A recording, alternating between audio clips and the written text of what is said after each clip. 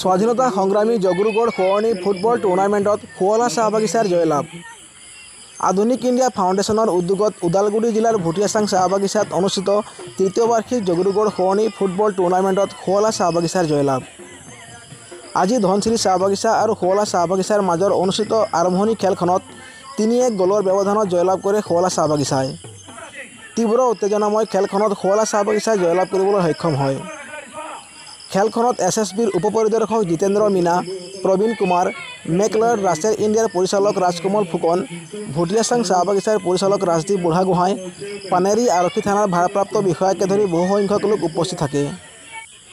উক্ত শুভাৰম্ভণি অনুষ্ঠানত আধুনিক ইণ্ডিয়া ফাউণ্ডেশ্যনৰ জৰিয়তে শোণিতপুৰ, বিশ্বনাথ চাৰিআলি, বাক্সা আৰু নগাঁও জিলাৰ 145 জনৰো অধিক ৰাষ্ট্ৰীয়, ৰাজ্যিক আৰু জিলা পৰ্যায়ৰ প্ৰাক্তন খেলুৱৈসকলক সম্বৰ্ধনা জ্ঞাপন কৰা হয়। উক্ত অনুষ্ঠানত ৫,০০০ৰো অধিক ক্ৰীড়াপ্ৰেমী ৰাইজ উপস্থিত থাকে। আধুনিক ইণ্ডিয়া ফাউণ্ডেশ্যনৰ ৰাষ্ট্ৰীয় অধ্যক্ষ দীনেশ কুমাৰ চৌহানে কয় যে এনেধৰণৰ ফুটবল প্ৰতিযোগিতাৰ জৰিয়তে চাহ বাগিচাৰ যুৱকসকল খেলৰ প্ৰতি আকৰ্ষিত হ'ব আৰু খেল খেলাৰ বাবে আগুৱাই আহিব। উক্ত খেলৰ শুভাৰম্ভণিৰ পতাকা উত্তোলন কৰে সদৌ অসম গৌড় সমাজৰ কেন্দ্ৰীয় সভাপতি ৰামকৰণ গৌড়ে। ফুটবল কিক মাৰি খেলৰ শুভ উদ্বোধন কৰে মেকলিয়াৰ্ড ৰাছেল ইণ্ডিয়া লিমিটেডৰ জেনেৰেল মেনেজাৰ ৰাজকমল ফুকনে। News desk report, any express.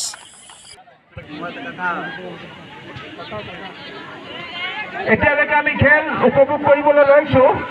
1-1 Dhansiri 1 শুৱলা 1 আৰু ইয়াৰ পিছত যদি খেল শেষ হ'ব, খতম হৈ যায়, ডাইৰেক্ট ঢুকবা बढ़िया से गेंद वापस